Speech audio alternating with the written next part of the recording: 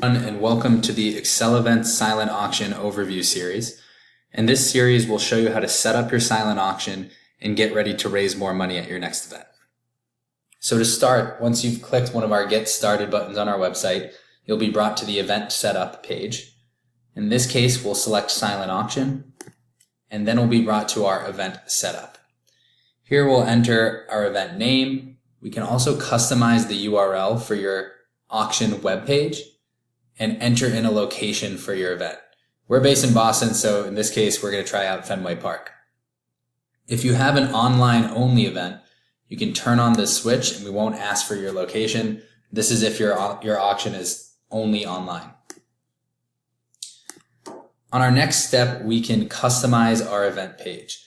So on the left side, you'll see all the different customizations we have here, whether it's your event logo, your banner, your headline text, event description, or even the background color or text color for your event.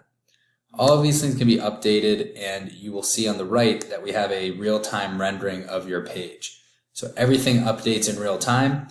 You can take a look as you change your event banner or upload your own banner maybe. I can play around with the headline for my event, and you'll see this updates up on the top right as well.